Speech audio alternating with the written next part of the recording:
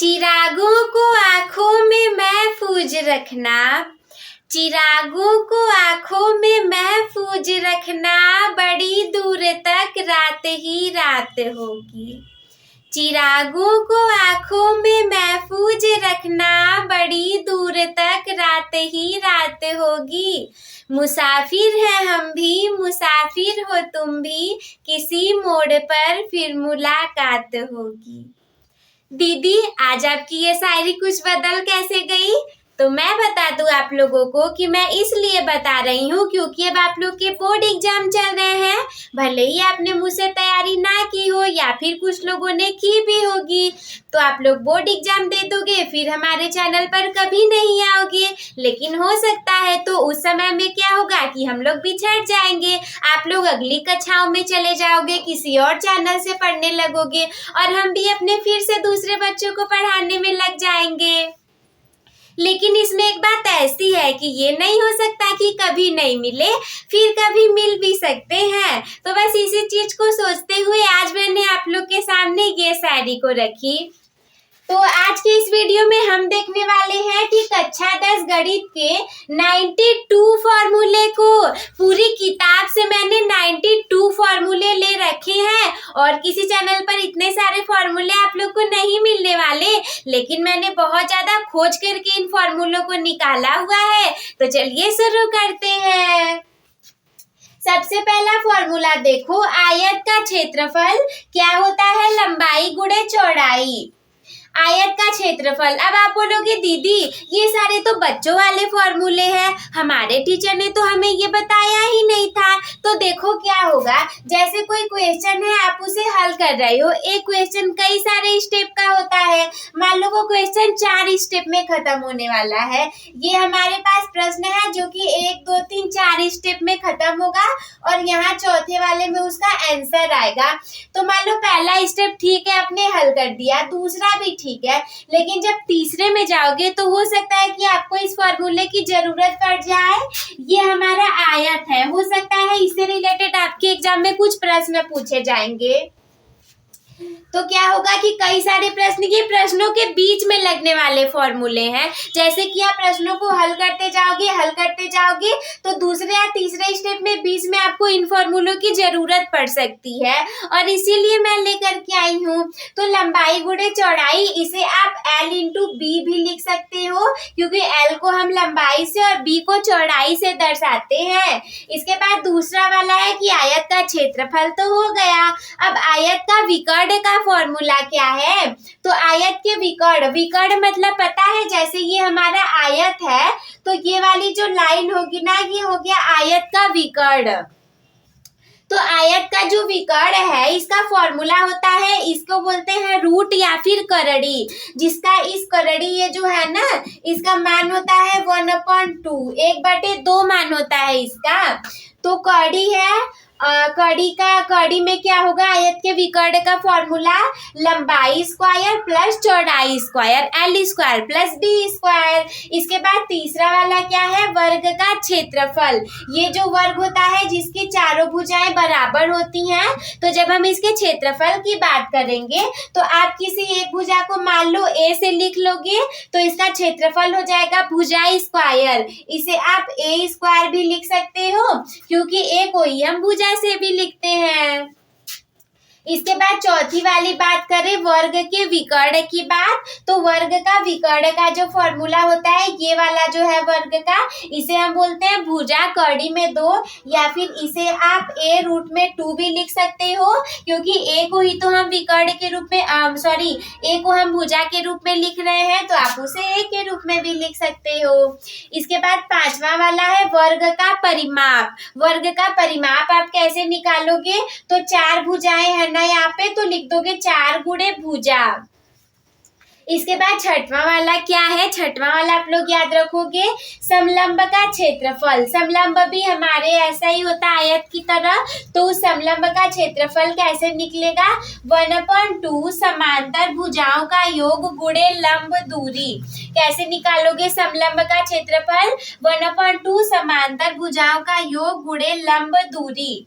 तो इसके बाद 7वां वाला क्या है? समांतर चतुर्भुज का क्षेत्रफल। समांतर चतुर्भुज के बारे में तो पता ही होगा। देखो मैं इतनी ढेर सारी चीजों को अगर बताते हुए चलूंगी, मतलब इसी को लघु इसी में प्रूव करने, ढेर सारा बताने, तो आप ऐसे नहीं कर पाओगे। आपके पास टाइम भी तो कम है ना, 1 मार्च को आपका पेपर है।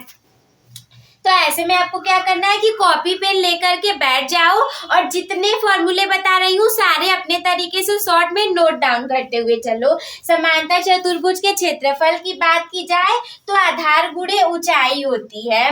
इसके बाद 8वें वाले की बात की जाए, 8वां क्या है? वृत्त। वृत्त की परिधि, ये जो वृत्त की परिधि है इसको हम कैसे निकालते हैं? हम निकालते हैं 2 पाई r से। 2 रहेगा, पाई की वैल्यू देखो होती है 22/7, या फिर इसको हम 3.14 से भी लिख सकते हैं। जब आप क्वेश्चन को सॉल्व करोगे तो ये आपको वहां पर काम दे देगा। इसके बाद दीदी ये r क्या है? तो r देखो यहाँ से यहाँ तक की त्रिज्या है। अब ये वृत्त है तो इसका केंद्र यहाँ पर होगा ही। इसको ये देखो, ये इसका हो गया केंद्र, ये इसका केंद्र हो गया, और ये वाली जो है ये हो गई हमारी r, जिसे कि हम बोलते हैं त्रिज्या। ठीक है, तो वृत्त की परिधि आप कैसे निकालोगे? 2 पाई r से। इसके बाद वृत्त के क्षेत्रफल की बात की जाए तो वृत्त का क्षेत्रफल आप निकालोगे पाई r स्क्वायर। इसमें r आगे नहीं रहेगा, 2 आगे नहीं रहेगा, r के ऊपर चला जाएगा, यानी कि 22/7 या 3.14 r स्क्वायर, त्रिज्या का स्क्वायर कर दोगे। तो ऐसे ही ढेर सारे फॉर्मूले बताने वाली हूँ, कहीं मत जाना, वीडियो को अंत तक देखना। आपके पूरे नंबर कहीं नहीं जाने वाले, बहुत अच्छे नंबर आएंगे अगर इन फॉर्मूलों को याद करके जाओगे तो। हम आगे बढ़ते हैं।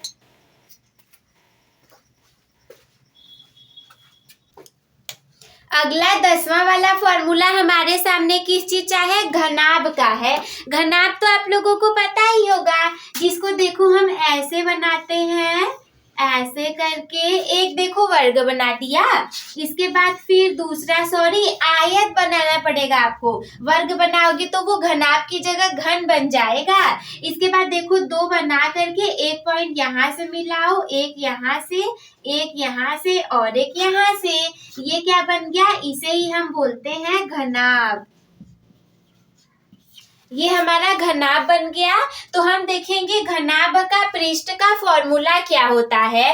अब इसमें देखो लंबाई, चौड़ाई, ऊंचाई तीनों चीजें होंगी ना, तो इसके पृष्ठ को जब हम निकालेंगे देन हमारे पास फॉर्मूला होगा 2 कोष्ठ में AB + BC + CA।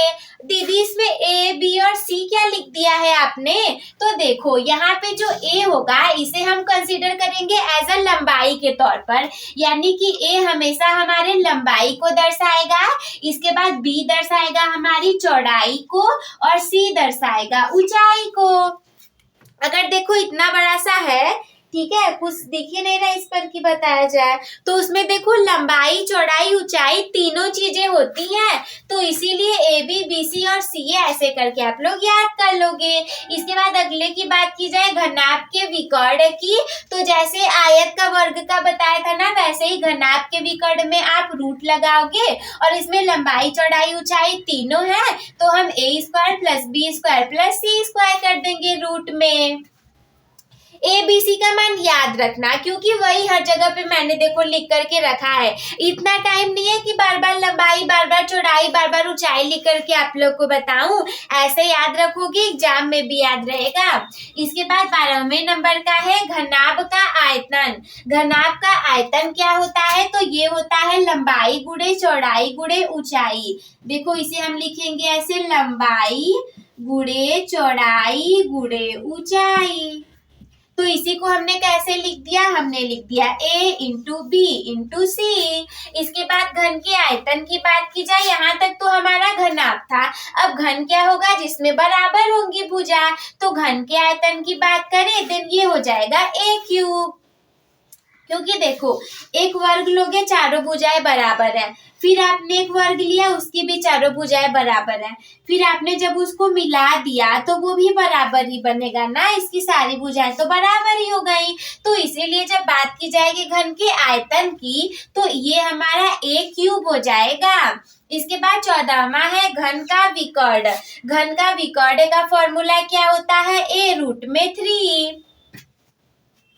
इसके बाद 15वां वाला है घन का पृष्ठ। घन का पृष्ठ क्या होता है, तो ए से आप यहाँ पे कंसीडर करो भुजा को, ए जहां पे भी रहेगा आप उसे भुजा मानोगे तो 6a² यानी कि 6 गुणे भुजा स्क्वायर। फिर 16वें की बात की जाए तो बेलन के वक्र पृष्ठ का क्षेत्रफल। बेलन पता है, अरे जो ऐसे करके आपने भी पढ़ा होगा जिसे बनाते थे, यही तो हमारा बेलन है। तो बेलन नहीं देखियो, घर पे मम्मी रोटी बनाती है ना, वही वाला बेलन, बस उसमें ये आप आगे की इस हैंडल को हटा देना, बाकी यही जो बचा इसे ही तो हम बेलन बोलते हैं जिसे रोटियां बनाई जाती हैं। तो यही जो बेलन है इसके वक्र पृष्ठ के क्षेत्रफल की बात की जाए तो हो जाएगा हमारे पास 2πr(h)। 2 ठीक है, पाई भी ठीक है 22/7, लेकिन r और h क्या होगा इसमें दीदी, तो r जो होगा ना वो बेलन के आधार की त्रिज्या होगी। जैसे कि ये हमारे पास बेलन है तो इसका आधार ये है, तो इसी की जो यहाँ से यहाँ तक त्रिज्या ये वाली पॉइंट जो होगी यही हो गई हमारी r, बेलन के आधार की त्रिज्या। और h की बात की जाए तो बेलन की ऊंचाई हो गई, s फॉर हाइट, हाइट मतलब ऊंचाई।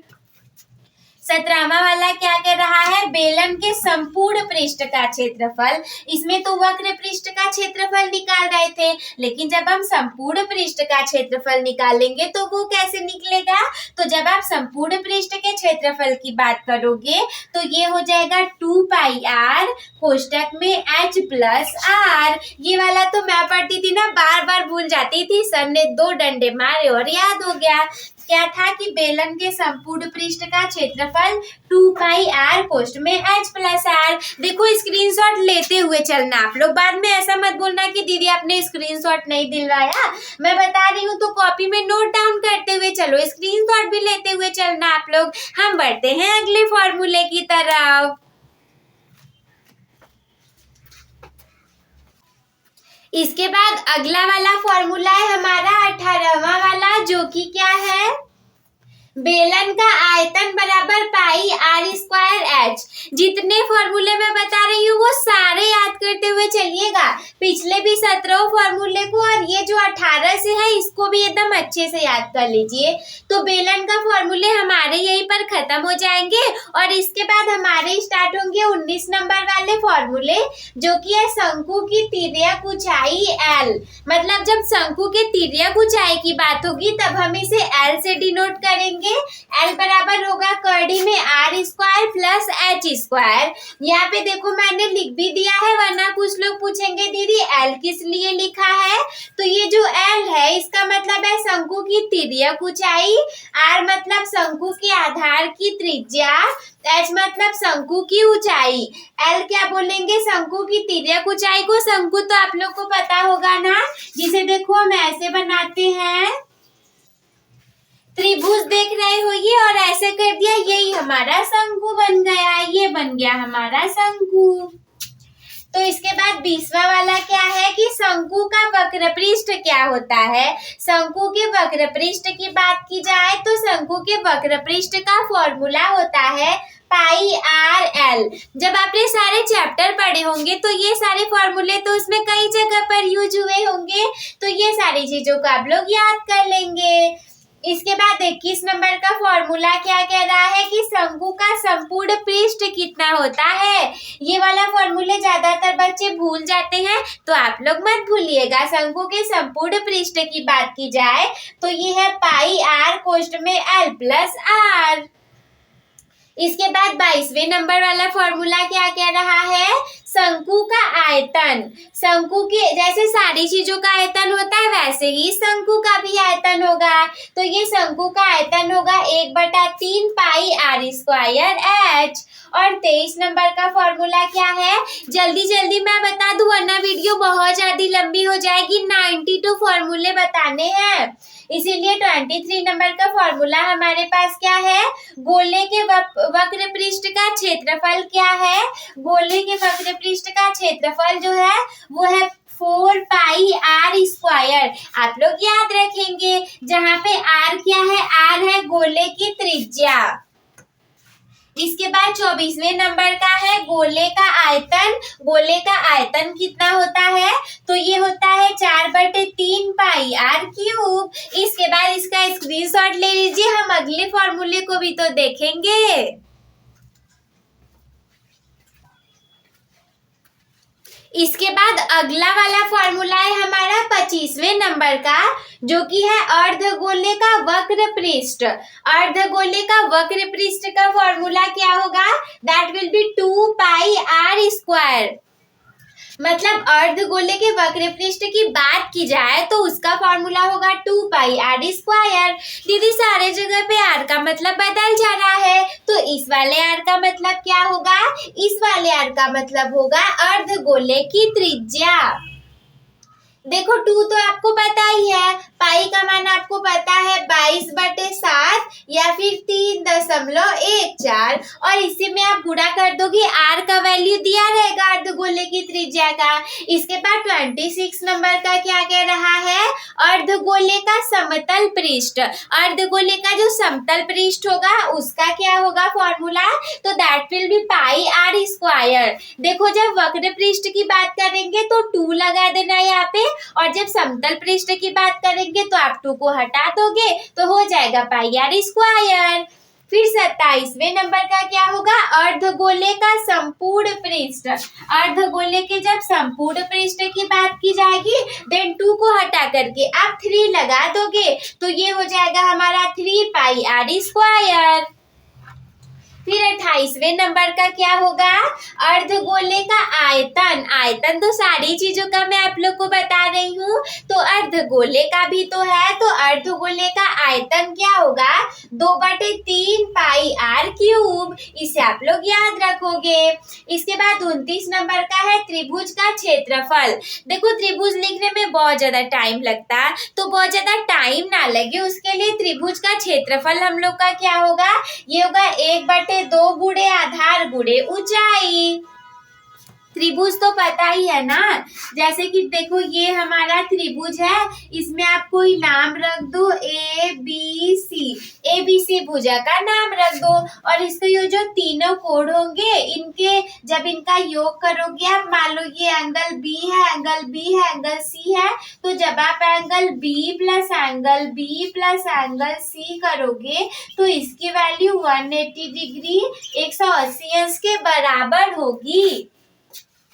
तो त्रिभुज के क्षेत्रफल की बात की जाए तो 1/2 आधार गुणे ऊंचाई। और जब हम 30 नंबर की बात करेंगे समकोण त्रिभुज का क्षेत्रफल, तो ये हो जाएगा 1/2 गुणे आधार गुणे लंबाई। जब समकोण की बात करोगे, समकोण का मतलब क्या होता है दीदी, यहाँ पर देखो ध्यान से, यहाँ पर सारे लोग देखो, जैसे कि एक अंश ऐसे आपका 90 अंश का हो जाएगा, ये 90 अंश का हो गया।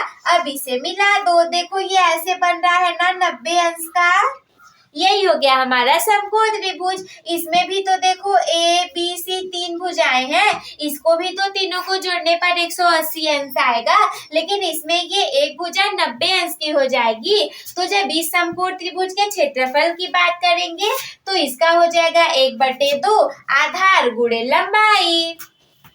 फिर 31 नंबर के फॉर्मूले की बात करें, समबाहु त्रिभुज का क्षेत्रफल। ऐसा त्रिभुज जिसकी 2 भुजाएं बराबर होंगी, दैट विल बी समबाहु त्रिभुज। तो समबाहु त्रिभुज का क्षेत्रफल क्या होगा, भुजा स्क्वायर कौड़ी में 3/4। ये जो बटे में 4/4 है, ये इस पूरे के बटे में रहेगा, यहाँ पे जगह नहीं था तो मैंने ऐसे लिख दिया। इसके बाद 32 नंबर का क्या है, समबाहु त्रिभुज की ऊंचाई। जब आप इसके ऊंचाई की बात करोगे, समबाहु त्रिभुज की ऊंचाई क्या होगी, तो ये होगी भुजा कड़ी में 3/2।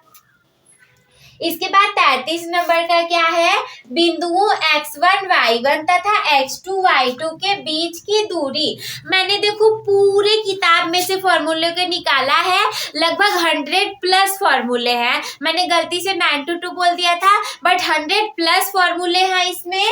तो क्या है कि पूरी किताब से लिए गए हैं, यहाँ से वहां से प्रश्नों के बीच में से बहुत ज्यादा खोज करके निकाला है। तो वीडियो को पूरा देखना, परीक्षा में तांडव मचा दोगे, धुआं धुआं पेपर कर दोगे आप लोग। तो इसमें एक जगह आपने पढ़ा भी होगा कि जब हमको दो बिंदु दिए रहेंगे, बिंदु x1 y1 और x2 y2 के बीच की दूरी क्या होगी, तो इसके लिए हमारे पास फॉर्मूला होता है रूट में x2 - x1 का whole square plus y2 - y1 का होल स्क्वायर। आप लोग इसका स्क्रीनशॉट भी ले लो, हम अगले फॉर्मूले को देखेंगे।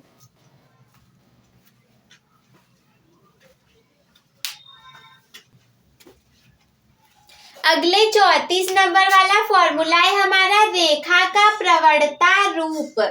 नाम तो आप लोगों को ज्यादा नहीं याद होगा रेखा की प्रवणता रूप का, बट इसका ये जो फॉर्मूला है ना बहुत ज्यादा फेमस, y बराबर mx + c। अब तो याद आ गया होगा कि कितना ज्यादा इंपॉर्टेंट है y बराबर mx + c।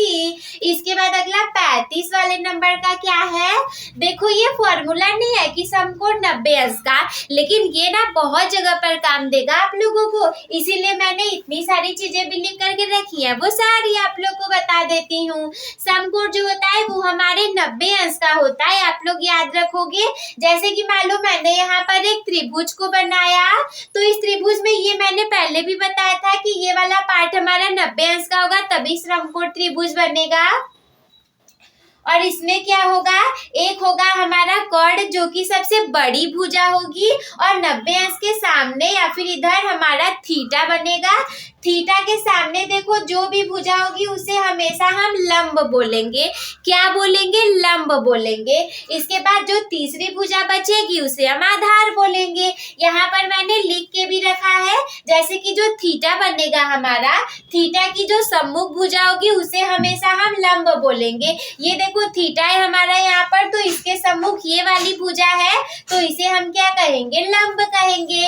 इसके बाद ये जो 90 डिग्री वाला है, यहाँ पे देखो हमारा 90 डिग्री का बना है, तो 90 अंश की जो सम्मुख भुजा होगी, मतलब देखो थीटा के सामने हमारा लंब बन गया, और ये जो 90 डिग्री के सामने ये वाला बनेगा उसे हम कर्ण बोलेंगे। और आप ऐसे भी बोल सकते हो कि ये वाली भुजा हमारी सबसे ज्यादा लंबी होती है। तो इन दोनों को जब आप जान जाओगे तो एक आखिरी हमारे पास तीसरा वाला ही तो बचेगा, उसे हम आधार बोल देंगे। तो तीसरी भुजा में मैंने यहाँ पर आधार को लिख दिया। इसके बाद 36 नंबर का हमारा फॉर्मूला क्या है, जब आप लंब को कर्ण से डिवाइड करोगे यानी कि लंब बटे कर्ण करोगे तब बनेगा हमारा साइन थीटा।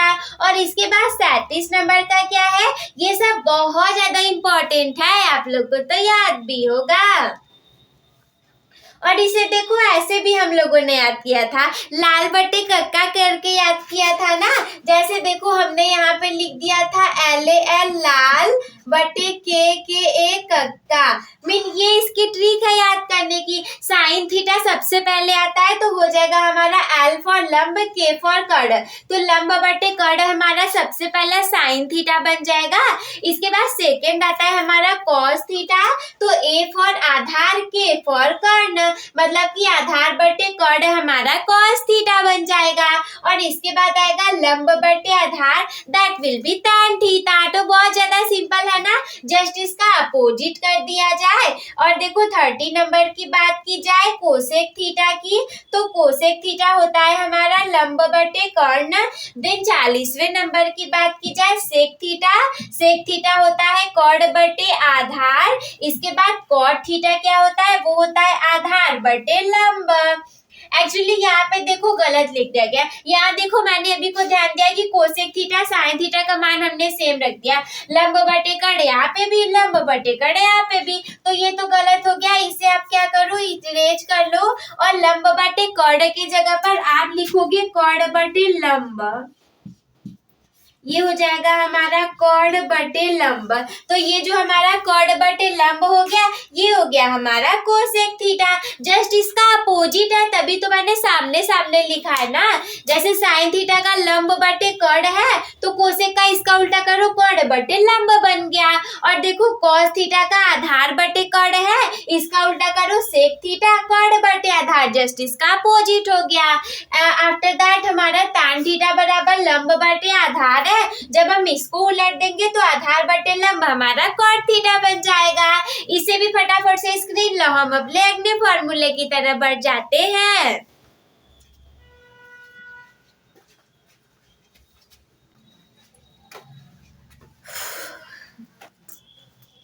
इसके बाद 42 नंबर का हमारा 42वें नंबर का फॉर्मूला क्या है, साइन थीटा बराबर 1/कोसेक थीटा। ये भी बहुत जगह यूज हो जाता है, अगर आपने पढ़ा होगा, यूज किया होगा, ट्रिग्नोमेट्री चैप्टर को ध्यान से पढ़ा होगा, तब आपको पता होगा कि साइन थीटा बराबर 1/कोसेक थीटा भी होता है। ये सारी चीजें निकल करके आती है, सब कुछ प्रूव करना आता है, बट क्या करेगी, टाइम तो हमारे पास उतना है ही नहीं कि आप लोग को इतना दे दिया जाए। कोई बात नहीं, फॉर्मूले को देख लो, बाकी सब आगे पढ़ लेना। इसके बाद 43 नंबर का क्या है, कॉस थीटा बराबर 1/सेक थीटा। फिर 44वें नंबर का हमारा क्या है, tan थीटा बराबर 1/कॉट थीटा। सारी चीजों को नोट डाउन करते हुए चलो आप लोग। इसके बाद 45 नंबर का क्या है, कोसेक थीटा बराबर 1/साइन थीटा। जैसे देखो साइन थीटा बराबर 1/कोसेक थीटा था, इन सारों चीजों को बस उलट दो, कोसेक थीटा को यहाँ भेज दो, साइन थीटा को यहाँ नीचे भेज दो। एक्चुअली यहाँ पे एरो नहीं, मुझे एरो लगाना चाहिए था यहाँ पे। जैसे देखो आप इसको यहाँ पे भेज दो, इसको यहाँ पे भेज दो, तो ये वाला फॉर्मूला बन जाएगा। जब आप इसको यहाँ ऊपर भेजोगे तो ये हो जाएगा कोसेक थीटा, एक का एक हमारा सेम है, और इस साइन थीटा को हम नीचे भेज देंगे तो आ जाएगा 1/साइन थीटा। कितना ज्यादा आसान है, देखो कोसेक थीटा बराबर 1/साइन थीटा। ऐसे ही करके तो करना है। एक काम करो, आप लोग इसे थोड़ा सा नोट डाउन करो। मेरी थोड़ी सी तबीयत ठीक नहीं है, मैं थोड़ा सा पानी पी लेती हूँ, तब तक आप लोग इसको नोट डाउन करो फटाफट से।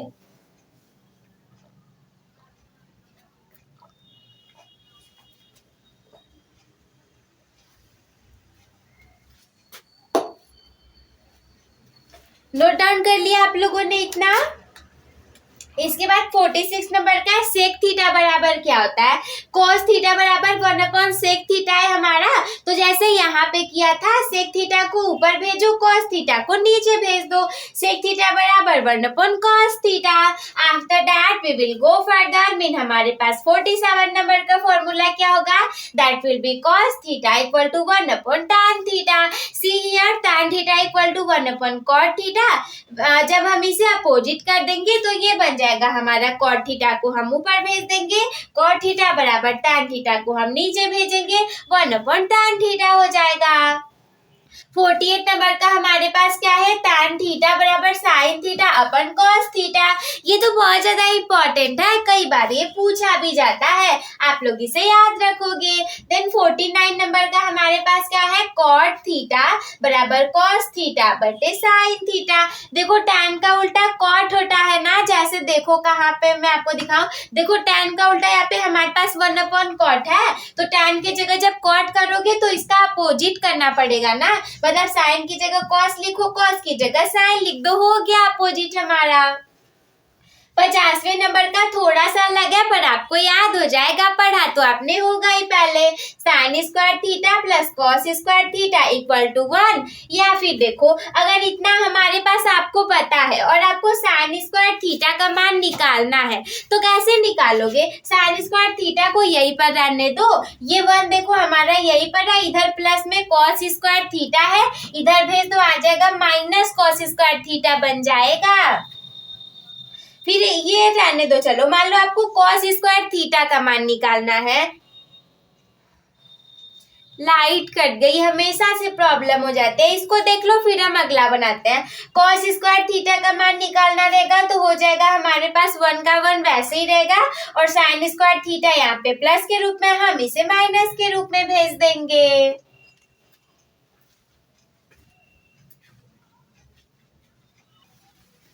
देखो स्क्रीनशॉट आप लोग साथ साथ में लेते हुए चलना, ऐसा ना हो कि बाद में आप बोलने लग जाओ दीदी हमने स्क्रीनशॉट ही नहीं लिया था, हमने नोट डाउन ही नहीं किया था, दीदी आपने लिखवाया ही नहीं। तो देखो मैं पहले ही बता दे रही हूँ, बाद में कोई शिकायत नहीं करेगा, सारे लोग लिखते हुए चलो।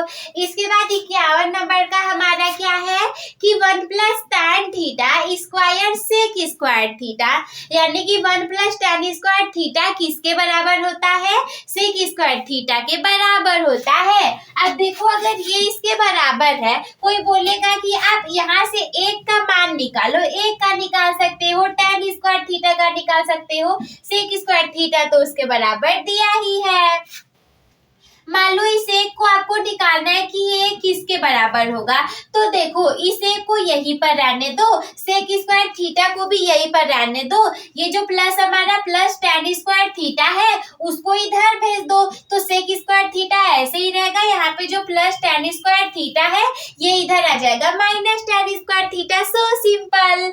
इसके बाद अगर कोई बोले कि आप हमें tan स्क्वायर थीटा का मान निकालो, तो ये तो और आसान है, tan स्क्वायर थीटा यहीं पर रहने दो, बराबर में लिखो सेक स्क्वायर थीटा, यहाँ पे हमारा प्लस, देखो यहाँ पे कुछ नहीं है तो यहाँ पे प्लस है तो +1 है, इधर आएगा हमारा -1 हो जाएगा। बहुत ज्यादा सिंपल है। सेम इसी की तरह 52 नंबर का भी हमारा फॉर्मूला है, क्या है कि 1 प्लस कॉट स्क्वायर थीटा बराबर कोसेक स्क्वायर थीटा। यहाँ से बोलेगा कोई 1 का, इस 1 का मान आप निकालो, तो आप क्या करोगे, लिखोगे 1 बराबर कोसेक स्क्वायर थीटा, यहाँ पे प्लस कॉट स्क्वायर थीटा है, इसे आप जब पीछे भेजोगे तो ये बन जाएगा माइनस कॉट स्क्वायर थीटा। बहुत सिंपल है, इसे इरेज कर दूं, वरना आप लोग स्क्रीनशॉट लोगे तो बोलोगे दीदी आपने यहाँ पे बराबर का सिंबल लगाया हुआ है, जबकि मैंने तो ऐसा किया ही नहीं। इसके बाद यहाँ से आप लोग कॉट स्क्वायर थीटा का मान जब निकालने जाओगे तो कोसेक स्क्वायर थीटा हमारा सेम एज इट इज रहेगा, और यहाँ पे जो हमारा +1 है, मैंने पहले बता दिया था कि प्लस के आगे कुछ नहीं है, 1 के आगे, इसका मतलब इसके आगे प्लस है, तो आप क्या करोगे कि जब इसे उस तरफ भेजोगे तो +1 का -1 के रूप में हमारे आ जाएगा। देन हमारा कॉट स्क्वायर थीटा हो जाएगा कोसेक स्क्वायर थीटा -1 के इक्वल। इसके बाद 53 नंबर का हमारा फॉर्मूला क्या है, साइन कोष्टक में 90 माइनस थीटा बराबर कॉस थीटा। ये भी होता है, जैसे थीटा की जगह पर आप अलग अलग वैल्यू को पुट कर सकते हो। आफ्टर दैट 54 नंबर का हमारा फॉर्मूला क्या है, कॉस स्क्वायर 90 माइनस थीटा बराबर साइन थीटा। जस्ट इसका अपोजिट कर दो, साइन 90 माइनस थीटा बराबर कोसेक थीटा है, तो यहाँ पे कर दो कॉस 90 माइनस थीटा बराबर साइन थीटा। इसके बाद tan 90 माइनस थीटा बराबर कॉट थीटा, और कॉट 90 माइनस थीटा बराबर tan थीटा। सेक 90 माइनस थीटा बराबर cosec theta, cosec 90 minus theta बराबर सेक थीटा। देखो इसके अपोजिट में लो, इसको इसके अपोजिट में और इसको इसके अपोजिट में, जस्ट रिवर्स करो, वही आपके सामने आ जाएगा। इसके बाद हम ना ट्रिग्नोमेट्री के कुछ रूल्स को देख लेते हैं, मतलब जो ऐसे वैल्यू वाला चार्ट होता है ना हमारा, उसको भी समझ लेते हैं, आप लोग के लिए बहुत ज्यादा काम देगा। इसका भी स्क्रीनशॉट ले लो, फिर मैं उसे भी बता देती हूँ।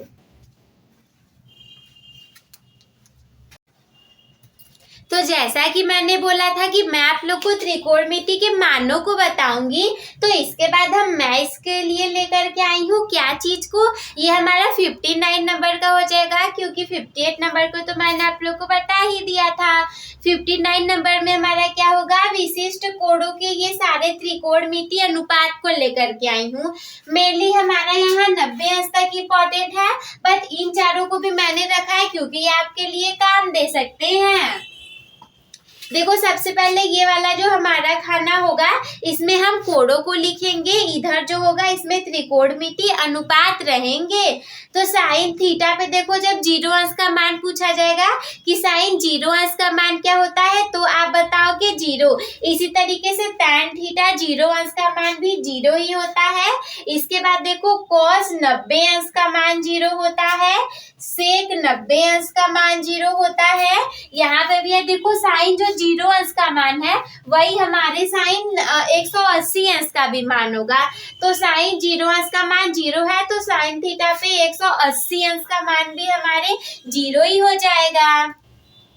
शुरू से देखते हैं हम लोग, बाकी सारे बकवास को छोड़ो। साइन थीटा का 0 अंश पे मान 0, साइन थीटा का 30 अंश पे मान 1/2, साइन थीटा का 45 अंश पे मान 1/2, साइन थीटा का 60 अंश पे मान 3/2, साइन थीटा का 90 अंश पे मान 1, और फिर से ये हमारा अपोजिट चलने लगेगा, मतलब कि 1 हमारा यहाँ पर आ गया 90 अंश पर। फिर जब हम देखो ऐसे बढ़ेंगे तो इस वाली वैल्यू को हम ऐसे लिखते हुए जाएंगे, जैसे देखो यहाँ तक 1 तक हमारा हो गया। फिर साइन 120 अंश का जो मान होगा वो साइन 60 अंश के मान के बराबर होगा, यानी कि कड़ी में 3/2 ये हमारा सेम हो जाएगा। इसके बाद इस वैल्यू को हम यहाँ पर रखेंगे तो साइन 135 अंश का मान 1/2 हो जाएगा। इसके बाद साइन 150 अंश का मान रखें तो 1/2 जो कि 30 अंश के मान के बराबर होगा। फिर साइन थीटा 0 अंश का मान जो है वही साइन 180 अंश के मान के भी बराबर, यानी कि 0 ही हो जाएगा। इतनी सारी चीजों को छोड़ो, नहीं याद होगा तो ये 90 अंश तक याद कर लेना। 0 अंश, 30 अंश, 45 अंश, 60 अंश और 90 अंश, यहाँ तक याद करना बहुत जरूरी है। तो आप इसे 90 अंश तक याद कर लोगे। 90 अंश तक याद करना देखो बहुत ज्यादा जरूरी है। इसके बाद बात की जाए कॉस थीटा की, तो अगर साइन 0 अंश का मान 0 था तो कॉस का उल्टा हो जाएगा, इसमें कॉस 0 अंश का मान 1 हो जाएगा। और जब साइन 30 अंश का मान 1/2 था, लेकिन कॉस थीटा पे 30 डिग्री का मान कड़ी में 3/2 ऐसे हो जाएगा। देखो ये ऐसे हो गया, ये ऐसे हो गया, और ये ऐसे ही सेम टू सेम बना रहेगा। कॉस थीटा पे 45 अंश की बात करें तो 1/2 में 2 सेम टू सेम। इसके बाद 60 अंश की बात की जाए तो 1/2 जो कि साइन 30 अंश के मान के बराबर है। मिला जुला कर कहा जाए साइन वाली वैल्यू याद कर लो, कॉस वाली अपने आप याद हो जाएगी। इसी के बाद साइन कॉस 90 अंश का मान हमारा 0 हो जाएगा। क्यों? क्योंकि साइन 90 अंश का मान 1 था। जस्ट देखो अपोजिट ऐसे मिल रहा है ना। फिर कॉस थीटा पे 120 अंश का मान हमारे -1/2 हो जाएगा। इसके बाद ऐसे तो जाएगा बट उसके आगे माइनस लग जाएगा तो -1/2 हो जाएगा। फिर कॉस थीटा में जब हम बात करेंगे 135 अंश की, तो देखो 1/2 में 2 रहेगा पर माइनस लग जाएगा। इसके बाद cos 135 अंश की बात की जाए तो 1/2 में 2 रहेगा, हमारा माइनस लग जाएगा। आफ्टर दैट 150 अंश की बात की जाए तो कौड़ी में 3/2 सेम टू सेम है, cos 30 अंश के बराबर। इसके बाद 180 अंश की बात की जाए तो -1 हो जाएगा। ये सारी वैल्यू को याद करने में बहुत टाइम लगता है बट इम्पोर्टेंट आप केवल साइन का इतना याद रखो, cos का इतना याद रखो, tan का याद कर लो थोड़ा सा, बाकी नीचे की सब ऐसे ही याद हो जाएंगी। और इधर का उतना आप लोग ध्यान मत देना, जरूरी था इसलिए बता दे रही हूँ, थोड़ा बहुत तो पेपर में काम दे ही देगा। अब टॉपर बनना है तो हम इतना तो नहीं छोड़ सकते। इसके बाद कॉट थीटा की बात की जाए तो 0 अंश पे मान अनंत होता है, यानी कि डिफाइन नहीं किया जा सकता। 30 अंश पे मान कड़ी में 3 होगा, 45 अंश पे मान 1 होगा जो कि tan थीटा के बराबर इन दोनों का सेम है। फिर 60 अंश पे मान कड़ी में 3 है, 90 अंश पे मान इसका अनंत है। सॉरी मैं कॉट का बताने लगी थी ना, हम tan थीटा को पहले देख लेंगे। tan थीटा 0 अंश पे 0, 30 अंश पे 1/कड़ी में 3, 45 अंश पे 1, 60 अंश पे कड़ी में 3, 90 अंश पे अनंत, 120 अंश पे माइनस कड़ी में 3, 135 अंश पे -1, 150 पे -1/कड़ी में 3 और 180 अंश पे 0। इसके बाद कॉट थीटा की बात की जाए तो 0 अंश पे मान अनंत हो जाएगा। इसको पलट दो, देखो अनंत को यहाँ से यहाँ पलटो, 0 को यहाँ से यहाँ, इसको यहाँ से, इसको यहाँ से, इसको सेम टू सेम रहने दो। तो 30 अंश पे कॉट थीटा का मान कड़ी में 3 हो जाएगा, 45 अंश पे 1, 60 अंश पे 1/कड़ी में 3 और 90 अंश पे 0, 120 अंश पे -1/कड़ी में 3, 135 अंश पे 1, 150 अंश पे कड़ी में 3, 180 अंश पे अनंत। इसे भी ऐसे अपोजिट मारो, देखो मिला ना same to same. Cosec theta की बात की जाए तो 0 अंश पे अनंत, 30 अंश पे 2, 45 अंश पे कौड़ी में 2, 60 अंश पे 2 बटे कौड़ी में 3, 90 अंश पे 1, 180 अंश पे 2 बटे कौड़ी में 3, 135 अंश पे कौड़ी में 2, 150 अंश पे 2, 180 अंश पे अनंत। और सेक थीटा की बात की जाए तो जस्ट पलट दो, 0 अंश पे 1 कर दो, इसका यहाँ लिख दो, इसके बाद 30 अंश पे 2 बटे कौड़ी में 3 कर दो, इसका यहाँ लिख दो, 45 अंश पे कौड़ी में 2 लिखो। सेम टू सेम बना रहे, देखो दो वैल्यू सेम सेम बनी आ रही है, यहाँ पे सेम है, यहाँ पे सेम है, यहाँ पे सेम है। फिर सेक थीटा में 60 अंश पे 2 करो, 90 अंश पे 0 करो, 120 अंश पे -2 करो, 135 अंश पे माइनस कड़ी में 2 करो, 150 अंश पे -2 बटे कड़ी में 3 करो और 180 अंश पे -1 कर दो। ये देखो टेबल इतना सारा मत याद करना, इंपॉर्टेंट बता दूं, ये साइन 0 अंश, 30 अंश, 45 अंश, 60 अंश याद कर लो, अपोजिट कर देना, कॉस वाले का याद हो जाएगा और टेन वाले का याद कर लो। बस इतना ही इंपॉर्टेंट है और कुछ नहीं करना। इसका स्क्रीनशॉट ले लो, हम आगे चलते हैं। तो 59 के बाद हम देखेंगे 60 से, लेकिन ये क्या हमारा थोड़ा सा गड़बड़ हो गया, 60 के जगह 59 नंबर ही रह गया, एक एक सारे कम हो गए। चलिए छोड़िए वो सब, कोई बात नहीं, नंबरों से क्या आप लोग एक एक आगे बढ़ा लेना, हमें केवल फॉर्मूले पर फोकस करना है। नेक्स्ट टाइम से मैं अच्छे से ध्यान रखूंगी। तो 59 नंबर वाला हमारा क्या है, sine A plus B, sine A plus B equal to sine A into cos B, ये इंटू का सिंबल है, sine A into cos B plus cos A into sine B. कितना ज्यादा आसान है, साइन ए प्लस बी का sine A into cos B plus cos A into sine B. इसके बाद अगला हमारा 61 वाला, साइन देखो यहाँ ए प्लस बी था, यहाँ हो गया हमारा ए माइनस बी, तो यहाँ पे जो प्लस था इसी को हम यहाँ पे माइनस कर देंगे, इस प्लस का यहाँ पे माइनस हो गया तो इस प्लस को हम यहाँ पे माइनस कर देंगे। तो साइन ए माइनस बी का क्या हो जाएगा, sine A into cos B, बस प्लस के जगह माइनस कर दो, फिर cos A into sine B, so simple. Next हमारा 62 नंबर वाला क्या है, साइन स्क्वायर ए बराबर क्या होता है, ये वाला फॉर्मूला भी होता है कि साइन स्क्वायर ए बराबर क्या होता है, 2 sign A into cos A. इसके बाद कॉस 2a बराबर क्या होगा, कॉस स्क्वायर ए माइनस साइन स्क्वायर। ये बहुत ज्यादा इंपॉर्टेंट फॉर्मूले हैं, ऐसा मत सोचना कि वीडियो को बीच में छोड़ करके चला जाओ, दीदी फालतू फॉर्मूले को बता रही हैं, ये सारे नहीं आने वाले, तो ऐसा मत सोचिएगा, ये सारे आपके एग्जाम में आएंगे और कहीं ना कहीं 7 सेट बनेंगे ना, 7 सेट में कहीं ना कहीं मिलेंगे। इसके बाद 63 नंबर का क्या है, मीन 64 नंबर वाला हमारा A X square plus B X plus C बराबर 0 होता है। बहुत ज्यादा समीकरण के लिए इंपॉर्टेंट है, लेकिन इसमें कंडीशन होनी चाहिए, that condition will be what, mean a doesn't equal to 0, a 0 के इक्वल टू नहीं होना चाहिए। इसके बाद 65 नंबर वाला कौन सा है हमारा, 65 वाला ये है द्विघात समीकरण के मूल अर्थात चर में हमारा थोड़ा सा यहाँ पे मिट गया है, ऐसे लिख लो, चर द्विघात समीकरण के मूल अर्थात चर x के मान, तो x इक्वल टू कितना हो जाएगा, इसी को हम देखो श्रीधराचार्य का नियम भी बोलते हैं, श्रीधराचार्य क्या है, यही हमारा श्रीधराचार्य का नियम भी है, इसे आप लोग याद रखोगे, या तो इसी को लिख लो, श्रीधराचार्य का फॉर्मूला करके लिख लो कि x equal to minus b plus minus under root b square minus 4ac upon 2a। बहुत सिंपल है, इसे याद कर लो। इसके बाद 66 नंबर का हमारा क्या है, a प्लस बी का होल स्क्वायर। अरे बचपन से याद कराया जाता है, कक्षा 6 में रहे होगे तब से टीचर याद करवाते रहे होंगे, 7 में याद करवाए होंगे, 8 में याद करवाए होंगे, 9 में, 10 में, 11 में, 12 में, जहां भी आ गए हो तो हमेशा याद करवाया जाएगा a प्लस बी का होल स्क्वायर बेटा बराबर ma'am a square plus b square plus 2ab, या फिर आप इसी को ऐसे भी लिख सकते हो a square plus 2ab plus b square.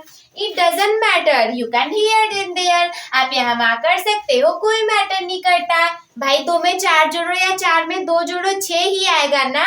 उसी तरीके से 67 मार्क्स का हमारा क्या है कि a माइनस बी का होल स्क्वायर, तो बस प्लस रहने दो और यहाँ पे आप लोग माइनस कर दोगे। a square plus b square minus 2ab। देखो कैसे करो, अब इसको आप ऐप से भी लिख सकते हो, a square minus 2ab plus b square. बस यहाँ प्लस के जगह माइनस हुआ है तो इसमें भी हम माइनस कर देंगे।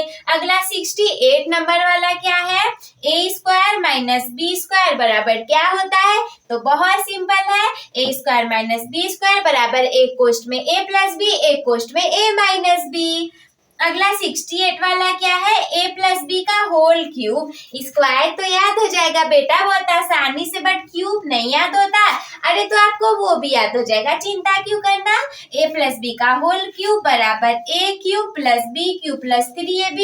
इतना तो आसान है, लेकिन आगे ये भी याद कर लेना, कोष्ठ में a प्लस बी से भी याद कर लेना, क्योंकि देखो यहाँ पे 2ab था, 3ab कर दोगे, लेकिन एक बड़ा है तो एक कोष्ठ में इसे भी याद कर लेना। ये सब ना पूरा प्रूव करने के लिए आता है, बट हाँ अभी तो मैं आप लोग को ये सब बता रही हूँ, तो आप लोग इसी को ध्यान से देख लो और फटाफट से इसका ना स्क्रीनशॉट ले लो, फिर हम अगला भी तो देखेंगे।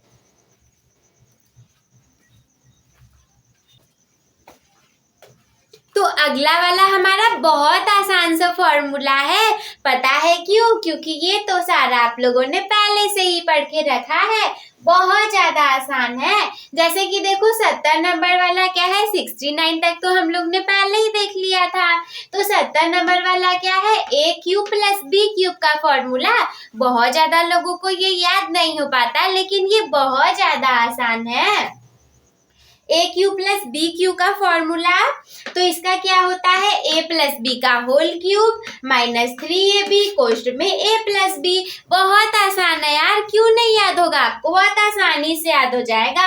a cube plus b cube का फॉर्मूला होगा a प्लस बी का होल क्यूब माइनस 3ab कोष्ठ में a प्लस बी। या फिर आप इसको अगर मान लो ये वाला आपको कठिन लग रहा है, नहीं याद कर पा रहे हो, तो आप इसे भी याद कर सकते हो। जैसे a कोष्ठ में a प्लस बी, ए कोष्ठ में a square plus b square minus a b, या फिर ए कोष्ठ में a स्क्वायर। इसी को देखो हल करोगे ना, इसको भी हल करोगे वही आने वाला है, चाहे जैसे आप हल करो मिला जुला करके वही आएगा। बस आपको याद जिस आधार पे हो जाए, जिस आधार पे याद हो जाए उस आधार पे याद कर लो। a प्लस बी एक कोष्ठ में है, फिर क्या हो जाएगा, एक कोष्ठ में a प्लस बी, एक कोष्ठ में a square minus a b plus b square. आगे पीछे भी कर सकते हो, जैसे भी याद करना चाहो। इसके बाद 71 वाला क्या है, प्लस के जगह हम माइनस कर देंगे, a cube minus b cube बराबर क्या होगा, यहाँ प्लस था यहाँ माइनस कर दो, यहाँ माइनस था यहाँ प्लस कर दो, यहाँ प्लस था यहाँ माइनस कर दो। प्लस के जगह माइनस हुआ है ना, सारे चिन्ह बदल दो, प्लस है माइनस कर दो, माइनस का प्लस कर दो, इसके बाद प्लस का प्लस यहाँ पे रहने दो, यहाँ पे हम चेंज करेंगे वरना वो गलत हो जाएगा। तो a cube minus b cube का क्या होगा, a माइनस बी का होल क्यूब प्लस 3ab कोष्ठ में a माइनस बी। अथवा के रूप में देखें तो a कोष्ठ में a माइनस बी, अगला है हमारा a square plus a b plus b square. जैसे भी आपको जो भी याद हो याद कर लो, एक आध फॉर्मूला भी आपके एग्जाम में कहीं फंस जाएगा ना, तुरंत टॉपर बनने से रह जाओगे, और एक भी नंबर हम भला कैसे जाने दे सकते हैं। तो इसीलिए हमें सारे फॉर्मूले को याद करने पड़ेंगे। अगला 72 नंबर का बहुत आसान है, देखने में तो बहुत बड़ा लग रहा होगा, दीदी यहाँ से यहाँ तक पूरा लिख करके रखा है, कितना बड़ा सा है। अरे ये बड़ा नहीं, बहुत आसान है, देखो कैसे, a plus b plus c का होल स्क्वायर बराबर a square plus b square plus c square plus 2ab plus 2bc plus 2ca। That's all, very simple. इसके बाद देखो एक शायरी बताती हूँ बीच में, शायरी नहीं थोड़ी मोटिवेशनल लाइन, बहुत अच्छी लगेगी। देखो,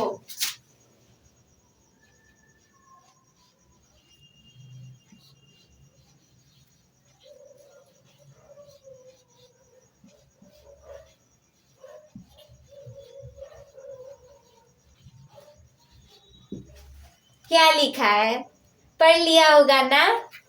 एज यू थिंक, जैसा आप सोचोगे, यू बिकम। आप बन जाओगे। अगर आपको लगेगा कि आप इन सारे फॉर्मूले को याद कर सकते हो, बहुत आसान है, सब याद हो जाएगा, कहीं नहीं जाने वाला। ऐसे ही थोड़ी ना मेरे मैथ में 100 आउट ऑफ 100 नंबर आए हुए हैं। ये जो 100 आउट ऑफ 100 नंबर आए हैं मेरे, वो कैसे आए हैं? इसी की वजह से as you think you became. मैं हमेशा सोचती थी कि मैं पढ़ूंगी, मैं टॉपर बन सकती हूँ और कुछ ऐसा नहीं होगा, हाँ मैं ये कर सकती हूँ और मैंने किया भी, तो आप भी कर सकते हो। जैसा सोचोगे, अगर आप सोचोगे ये बहुत ज्यादा हार्ड है, हमसे तो नहीं याद होने वाला, नहीं याद होगा। लिख कर ले लो, कभी नहीं याद होगा। सोचोगे बहुत आसान है, डेली 10 तो याद करेंगे, आसानी से याद हो जाएगा, तो हाँ कर लोगे। चलो अगला फॉर्मूला देखते हैं, जो कि हमारे 73 नंबर का, वो क्या है? log a m into n बराबर क्या होगा? अगर log के बेस में a है, m इंटू एन, तो हमारा फॉर्मूला क्या होगा? उस सिचुएशन में आपके पास इसका फॉर्मूला होगा, ये देखो log a को वैसे ही रहने देना, बाकी m इंटू एन जो यहाँ आपके मल्टीप्लीकेशन के रूप में है, इसी आप प्लस करके ऐड के रूप में लिख दोगे, log a m plus log a n। थोड़े बहुत जगह ये देखो, केवल मैथ में नहीं, आपको साइंस में भी काम देगा, फिजिक्स में भी काम देगा, केमिस्ट्री में भी काम देगा, तो कितने सारी जगह पे काम दे रहा है, याद कर लो। ये मत सोचना थी पता नहीं क्या बता रही हूँ, नहीं काम देगा, बहुत काम देगा। पेपर देने तो जाओ, केवल वैल्यू देगी, बाकी सब आप ही को हल करना रहेगा। तो log a m plus log a into n. 74 number वाले फॉर्मूले की बात की जाए तो log बेस a रूट लिखेंगे हम कोष्टक में, m अपॉन n का फॉर्मूला क्या होगा? ये तो बहुत आसान होता है, जब ऐसे लिखा होता है तो हम इसे माइनस के रूप में लिख देते हैं। गुणे के मल्टीप्लीकेशन के रूप में लिखेगा तो प्लस के रूप में लिख दोगे, और ऐसे भाग के रूप में लिखेगा तो माइनस के रूप में लिख दोगे। लिख देना log a m minus log a n, बहुत आसान है। इसके बाद 75 नंबर वाला क्या है? log बेस a m के बेस में n रहेगा, तब आप इसका क्या लिखोगे? n into log base a, m लिख दोगे। ये जो n यहाँ पे रहेगा ना, इसको इधर लेकर के आगे लेकर के आ जाना, बाकी वैसे ही लिख देना। n को आगे लाओगे, देखो n हमारा हट गया, क्या बचा? log a m लिख दिया। इसके बाद 76 वाला क्या है? log a1 इक्वल टू क्या होता है? जब भी कोई नंबर होगा तो नंबर का मतलब 1 जब भी होगा हमारा, तो उसे हम 0 के बराबर लिखते हैं। 77 नंबर वाला क्या है? देखो n under root a plus n under root b equal to कितना होगा? N under root a n under root b. ये तो बहुत आसान है, एन को वैसे ही रहने दो, दोनों में कॉमन है लिख दो, रूट लगाओ, ए बी जो अलग अलग है ना, एक ही रूट में लिख दो। कितना आसान है, उसे आप लिख दोगे। 78 नंबर पे जाए तो a to the power m divide by a to the power n। तो जैसे देखो यहाँ पर इसके रूप में था तो माइनस लिखा था, तो भाग के रूप में है, ऐसे डिवाइड के रूप में लिख दोगे, और पावर में माइनस के रूप में लिख दोगे। a to the power m divide by a to the power n equal to a to the power m upon a to the power n equal to a, और ये आप a के पावर में लिखोगे m माइनस n। तो बहुत आसान है ना, इसका भी स्क्रीनशॉट ले लो और इसे अपने कॉपी में नोट डाउन कर लेना, बहुत आसान है और बहुत अच्छे से आप लोग को याद हो जाएगा। और देखो नोट डाउन करोगे ना, स्क्रीनशॉट लेने से अच्छा है नोट डाउन ही कर लो। स्क्रीनशॉट ले लोगे, क्या पता लिखोगे कि नहीं लिखोगे, पेपर दे के आओगे सारा डिलीट कर दोगे। तो क्या करो, मेरे हिसाब से तो इसे लिख ही लो। चलो लिखो, हम आगे बढ़ जाते हैं। तो 78 तक देखने के बाद इसके बाद हम 79 वाला देखेंगे। थोड़ा सा अलग है पर बहुत आसान है, डरना मत बिल्कुल भी, घबराना मत बिल्कुल भी।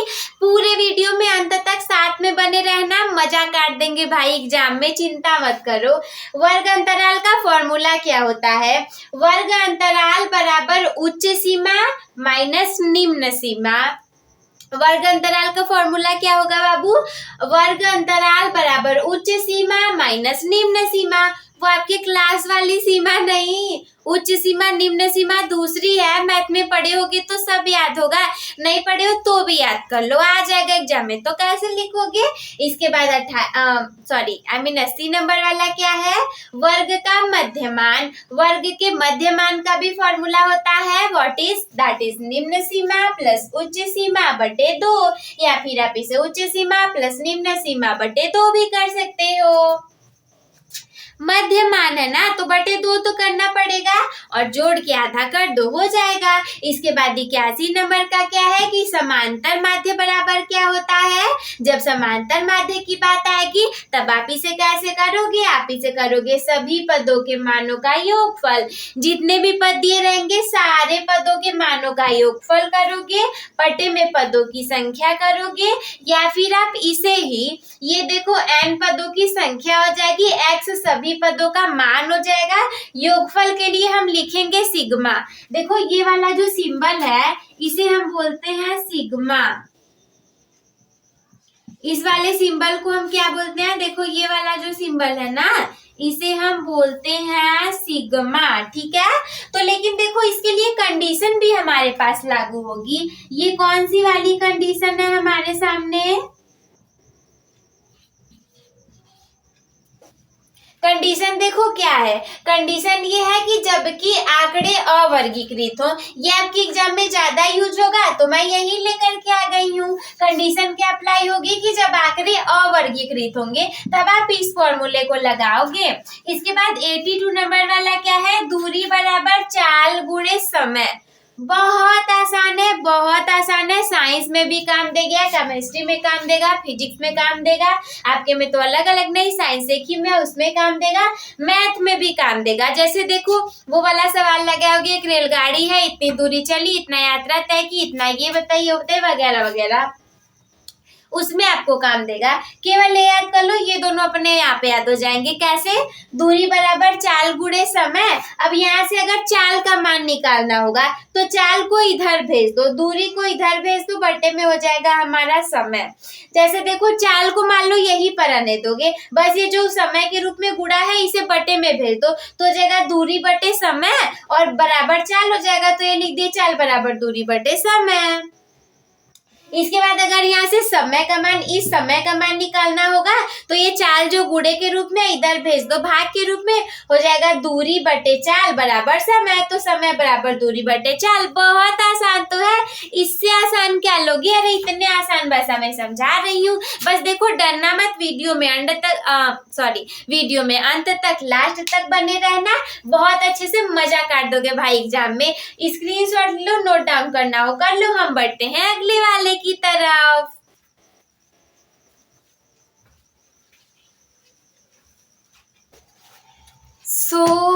नेक्स्ट फॉर्मूला दैट इज धारा के बहाव के अनुकूल नाव की चाल। 85 नंबर फॉर्मूला की धारा के बहाव के अनुकूल, अनुकूल मतलब होता है साथ साथ। जैसे अगर आप हमारे अनुकूल रहोगे तो मैं आप लोग को पढ़ा रही हूँ तो साथ साथ आप भी पढ़ते हुए चलोगे भाई। तो ऐसे ही क्या होगा कि धारा जो है हमारी, जो पानी वाली धारा होती है, तो धारा के बहाव के अनुकूल अगर नाव की चाल पूछी जाए, सवाल में कई जगह पे आया है इसीलिए बता रही हूँ। नाव की चाल पूछी जाएगी तो आप क्या करोगे, जो नाव की चाल रहेगी उसमें धारा की चाल को जोड़ दोगे। जैसे देखो सपोज दैट ये हमारी नाव है, वैसे बनाने तो नहीं आ रहा है मुझे, बट मान लो अच्छा खासा बन गया है ना। सपोज दैट ये जो बच्चों वाली नाव लग रही है ना, जो बच्चे पानी में चलाते हैं, तो ये देखो ये हमारी धारा है, ठीक है, ये धारा है और ये नाव चल रही है, ठीक है। तो क्या दिया है कि जो धारा है, मान लो धारा भी हमारी इसी दिशा में बह रही है और नाव भी हमारी इसी दिशा में चल रही है। तो जब आप नाव की चाल निकालोगे तो क्या करोगे, नाव की चाल, देखो ये नाव की चाल है, उसमें धारा की चाल, दोनों को जोड़ दोगे ना। नाव की चाल धारा की चाल दोनों एक ही दिशा में जा रहे हैं तो दोनों को जोड़ देंगे। इसी के बाद 86 वाला क्या है कि धारा के बहाव के विपरीत नाव की चाल, मतलब अब उसके विपरीत हो गया। नाव जा रही है भाई हमारी इधर, धारा बह रही है इधर, यानी कि धारा इधर बह रही है, नाव उधर जा रही है, उल्टे दिशा में जा रही है। तो क्या होगा, जो नाव की चाल होगी उसमें से धारा की चाल को घटा दोगे। इसके बाद 87 वाला क्या होगा, अगर देखो तीन संख्याएं आपके पास दी गई हैं, एलसीएम आपको तीनों का निकालना है, तो आप क्या करोगे कि आप ऐसे ऐसे जो खींच करके निकालते हैं ऐसे भी निकाल सकते हो, और अगर ऐसे ना निकालना चाहो तो इसके लिए फॉर्मूला भी हमारे पास है। मान लो पी क्यू आर कोई तीन संख्याएं हैं, क्यू हमारी पहली संख्या, क्यू दूसरी संख्या और आर तीसरी संख्या। तो ये जो तीनों संख्याएं हैं इसके लिए आप क्या करोगे, सबसे पहले तीनों संख्याओं का एचसीएफ निकाल के रख लोगे, तीनों संख्याओं का गुणा कर दोगे, P Q R HCF P Q R बटे में क्या कर देना,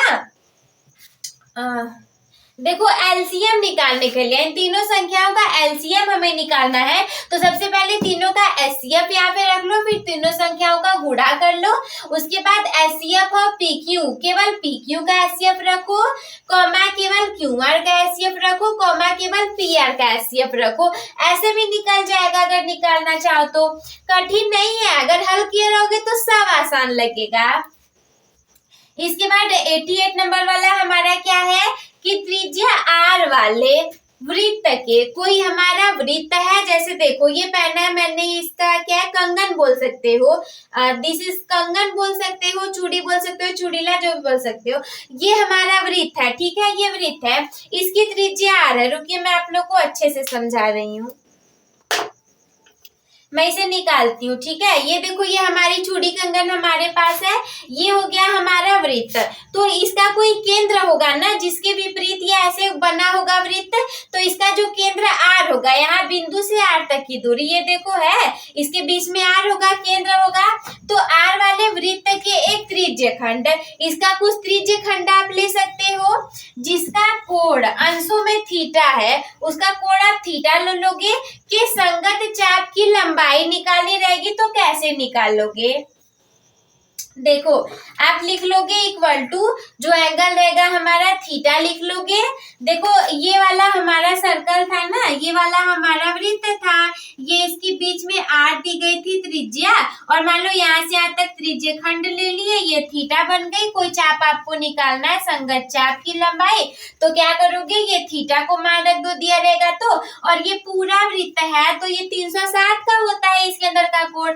बटे में 360 रख दो, गुणे 2 पाई आर रख दो आपको पता ही है पाई का मान 22/7 या 3.14 पता ही है, और ये जो आर जो है इस आर का मान रख देना, बहुत आसान तो है, नोट डाउन कर लो फटाफट से, आगे बढ़ते हैं फुल एनर्जी के साथ। मैं तो नहीं थक रही भाई, देखो बॉडी दर्द कर रहा है, बहुत सारी दिक्कतें हो रही हैं, पानी पी पी करके पढ़ा रही हूँ, आप लोग क्यों थक जा रहे हो, बिल्कुल नहीं थकना, जोश बनाए रखो, कमेंट बॉक्स में लिखो कौन कौन प्रेजेंट है, फटाफट से इसको आप लोग स्क्रीनशॉट लो, लिखना है भाई, जो करना है करो, हम आगे बढ़ते हैं, हमें और भी फॉर्मूले को देखना है।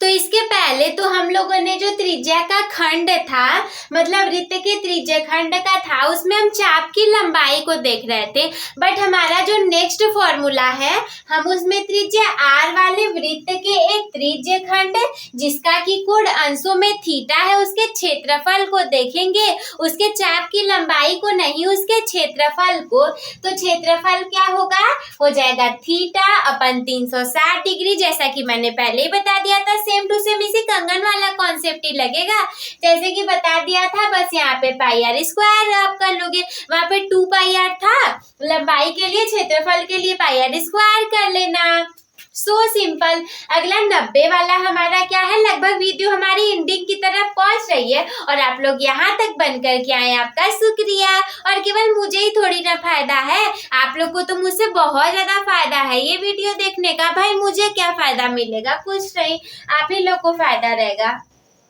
शंकु के छिन्नक का आयतन, ये देखो जो हमारा शंकु होता है इसमें छिन्नक भी प्रेजेंट होता है, ये नहीं बताऊंगी, इसको सीक्रेट रखती हूँ, चलो आप लोग कमेंट बॉक्स में बताओ शंकु का छिन्नक क्या होता है। तो शंकु के छिन्नक का जो आयतन होगा, हिंट दे दिया ना मैंने, ये शंकु है, अब इसका छिन्नक तो पढ़े होगे तो पता ही होगा, तो शंकु के छिन्नक का आयतन जो होगा वो होता है 1/3 पाई h कोष्ट में r1 square plus r2 square plus r1 into r2, 1/3 ठीक है, पाई का मान 22/7, h आपको ऊंचाई दी रहेगी रख लेना, R1 R2 दो त्रिज्याएं भी मिल जाएंगी, उन दोनों त्रिज्याओं को रख लेना। पहले में स्क्वायर करके फिर R2 का स्क्वायर करके, आफ्टर दैट दोनों का मल्टीप्लीकेशन करके। इसके बाद छिन्नक का आयतन हो गया। अगर कोई पूछ देगा कि शंकु के छिन्नक का वक्र पृष्ठीय क्षेत्रफल क्या होता है, तब आप बताओगे पाई L कोष्टक में R1 प्लस R2। जहाँ पे ये जो यल है, ये यल कैसे निकलेगा, मैंने पहले बताया था ना लंबाई के लिए। तो L जो रहेगा उसे आप निकालोगे कौड़ी में h square plus R1 minus R2 का होल स्क्वायर। बहुत आसान है, पहले भी तो बताया था। सारी चीजें देखो एक दूसरे से कंबाइन होते हुए चलेंगे, याद करते हुए चलना। इसके बाद 92 नंबर वाला हमारा क्या है कि शंकु के छिन्नक का संपूर्ण पृष्ठीय क्षेत्रफल। शंकु का जो छिन्नक होगा उसका हमने आयतन देख लिया, वक्र पृष्ठ देख लिया, बट संपूर्ण पृष्ठ का क्षेत्रफल क्या होगा। तो जब हम संपूर्ण पृष्ठ के क्षेत्रफल की बात करेंगे तब उसके लिए हमारा फॉर्मूला आएगा पाई L कोष्ठ में R1 plus R2 plus pi कोष्ठ में R1 square plus R2 square. देखो अगर नहीं याद होगा तो बहुत ज्यादा याद करने के चक्कर में मत पड़ जाना, समय की कमी है, एग्जाम बहुत पास आ चुका है। क्या करो, जितना आ रहा है सब पढ़ते जाओ, लपेट दो पूरा यार, जो भी मिल रहा है पूरा एकदम। खान सर जी का वो सुना है, खाने में और पढ़ाई में कोई नहीं, बस जो आ जाए सब लपेट दो, जितना आ जाए सब खा लो, जो मिल जाए सब पढ़ लो। लेकिन सही नहीं होता अक्सर पूरा, बहुत ज्यादा खाना भी नहीं सही है, फालतू की चीजें पढ़ना भी नहीं सही है। मतलब अगर टाइम रहता तो आप पढ़ भी लेते, लेकिन अगर टाइम उतना नहीं है तो इम्पोर्टेंट को ही पढ़ो, जितना याद होगा याद कर लेना, आपके अकॉर्डिंग है वो। तो जहाँ पे देखो, यहाँ पे आप सोचोगे दीदी एच की वैल्यू क्या होगी, यहाँ पे भी आप इस वाले एच की भी देख सकते हो, ये पूरा छिन्नक के लिए ही है। तो जहाँ भी मैंने एच का यूज किया है छिन्नक के लिए, वो छिन्नक की ऊर्ध्वाधर ऊंचाई के लिए यूज किया गया है। अगर देखो आपके माइंड में शंकु के छिन्नक का इमेज है तो सारी चीजें क्लियर रहेंगी। इसके बाद L वाला क्या है, छिन्नक की तिर्यक ऊंचाई। तिर्यक ऊंचाई के लिए हम L को डिनोट करेंगे। R1 R2 जो है वो तो मैंने पहले बता दिया था, बट फिर भी लिख दिया है कि छिन्नक के दोनों वृत्तीय सिरों की त्रिज्याएं हैं। जो छिन्नक होगा उसके दोनों वृत्तीय सिरों की त्रिज्याएं होंगी। बहुत आसान है, नोट डाउन करो, स्क्रीनशॉट ले लो फटाफट से, जो भी करना चाहते हो करो। हम आगे बढ़ते हैं।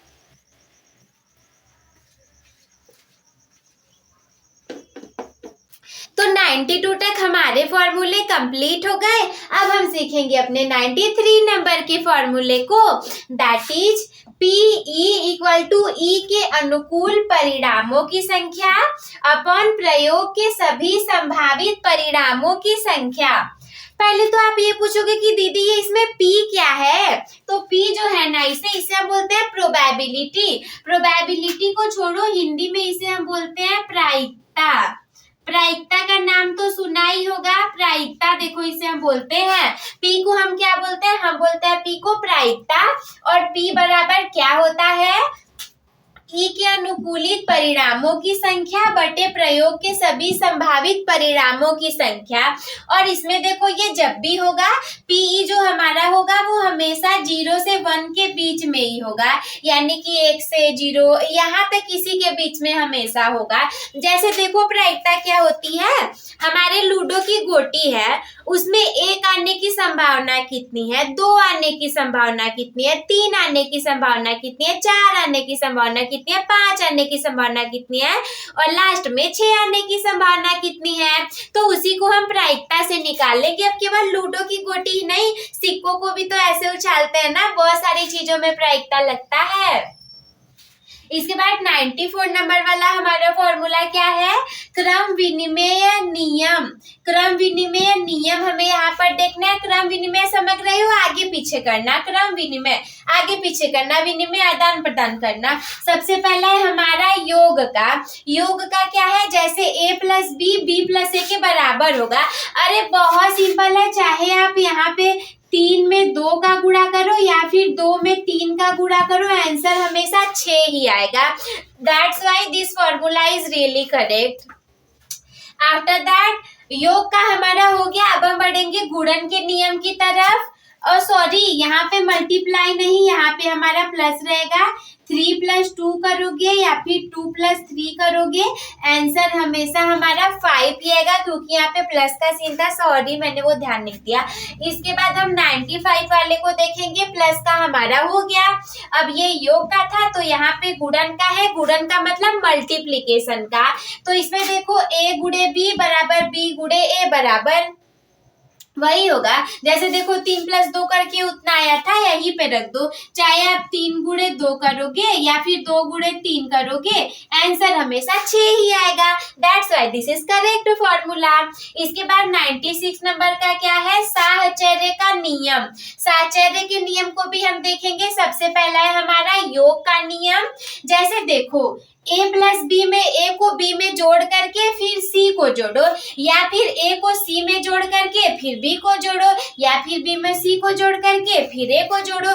कोई फायदा नहीं पड़ने वाला। रामू श्यामू कालू चालू मालू सब एक दूसरे के बराबर हैं, तो चाहे आप रामू को खड़ा कर दो, चाहे कालू को खड़ा कर दो, चाहे चालू को, जिसको भी खड़ा कर दोगे बराबर ही रहेगा। ए बी सी आपस में बराबर है, किसी को भी जोड़ दो। इसके बाद 97 वाला क्या है, योग का हो गया। अब हम देखेंगे गुणन के फॉर्मूले को। तो a इंटू बी करके इंटू सी करो, चाहे फिर b में c का गुणा करके a का करो। चाहे आप एक का जितनी बार गुणा कर लो, आंसर वही आने वाला है। ठीक है, नहीं विश्वास होता ऐसे ही अंकों को यहाँ पर रख रख के देख लेना, आंसर वही आने वाले हैं। समझ ही गए होगे, बहुत आसान है। 98 नंबर का क्या है, वितरण अथवा बंटन का नियम। वितरण अथवा बंटन का नियम क्या होता है, इसे हम बहुत ज्यादा बार प्रयोग करते हैं और मैथमेटिक्स में तो बहुत ज्यादा यूज किया जाता है। जैसे देखो a इंटू b प्लस सी, चाहे आप b में c को जोड़ करके a का गुणा करो, या फिर ये जो a है इसे एक बार b में गुणा कर दो, एक बार c में गुणा कर दो और दोनों को जोड़ दो। गणित में तो कई बार ऐसा होता है, कोष्टक के बाहर कुछ लिखा रहेगा, अंदर किसी से गुणा करना रहेगा, तो एक बार इसका इसमें एक बार इसका इसमें करके जोड़ देते हैं। जैसे कि देखो यहाँ पर आप a का पहले मल्टीप्लाई b में कर लोगे, फिर ऐड करके इसको a का मल्टीप्लाई c में कर लोगे। That's all, our formula is correct. Then we will go further at 99 number formula, that is निरसन नियम। निरसन के नियम में क्या होगा, सबसे पहला है हमारा योग एडिशन वाला नियम। इसमें देखो क्या होगा, a प्लस बी बराबर a प्लस सी, और ये किस कंडीशन में होगा, जब भी आपके c के बराबर होगा। अगर देखो 1 और 2 आपस में बराबर होंगे तो चाहे आप a को रख दो, चाहे आप 2 को रख दो। जैसे देखो हमारा 0.5 है, 1/2 है, ये दोनों आपस में बराबर है ना, तो आप यहाँ पर चाहे 0.5 रख दो, चाहे 1/2 रख दोगे, वो आपस में बराबर ही रहेंगे। दैट्स वाई यहाँ पे a plus B a plus C के बराबर हो जाएगा। हम पहुंच चुके हैं अपने 100 यानी कि 100 नंबर वाले फॉर्मूले की तरफ। तो 100 नंबर वाला हमारा फॉर्मूला क्या बोल रहा है कि गुणन का नियम क्या होगा, योग का हो गया। अब निरसन नियम में हमारा गुणन का क्या होगा, a इंटू बी बराबर a इंटू सी, जब b और c के बराबर हो, जैसे कि b भी 0.5 है, c भी 0.5 है, तो आप चाहे जिसका जिसमें गुणा करोगे आंसर आपका वही आने वाला है। तो भाई हमने 100 फॉर्मूले को कंप्लीट कर लिया है। अब हम बढ़ेंगे अपने अगले वाले फार्मूले की तरफ। आप लोग इसे फटाफट से स्क्रीनशॉट ले लीजिए, मैं थोड़ा सा साइड में हट जाती हूँ।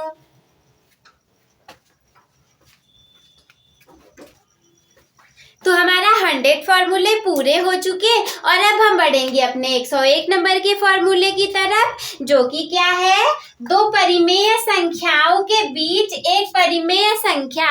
अगर आपको दो परिमेय संख्याएं दे दी जाए और आपको उसमें से एक परिमेय संख्या को निकालना हो तो क्या करोगे, a प्लस बी यानी कि उन दोनों संख्याओं को ऐड करके 2 से डिवाइड कर दोगे। तो ये हमारे गणित के फॉर्मूले का महातांडव यहीं पर समाप्त होता है। Then what you people have to do, आप लोग को क्या करना है, सबसे पहली बात अपने टॉपर बनने की जर्नी एक टॉपर के साथ शुरू करने के लिए सबसे पहली बात कि चैनल को आपको करना पड़ेगा सब्सक्राइब। क्या कह रही थी मैं कि अपने टॉपर बनने की जर्नी एक टॉपर के साथ शुरू करने के लिए चैनल को सब्सक्राइब करना ना भूले। The second thing is that इस वीडियो को लाइक कर दीजिएगा। केवल लाइक का टारगेट हमारे बहुत बहुत ज्यादा कम है, केवल और और केवल 100 लाइक्स का हमारा टारगेट है, जो कि इतना ज्यादा कम है, और इसे तो आप लोग जल्दी से पूरा करवा सकते हैं। तीसरी बात, what you people have to do that, इस वीडियो को शेयर करना बिल्कुल भी मत भूलिएगा, ताकि आपके दोस्तों के लिए काम दे सके। और चौथी बात है कि अगर कोई भी डाउट आपके मन में हो तो हमसे कमेंट बॉक्स में पूछना ना भूलें। तो यही वीडियो हमारी एंड होती है। आई होप कि आप लोग को बहुत अच्छा लगा होगा और सारी चीजें समझ में आ गई होंगी। वीडियो देखने के लिए धन्यवाद। Love you all, take care, bye bye, keep smile.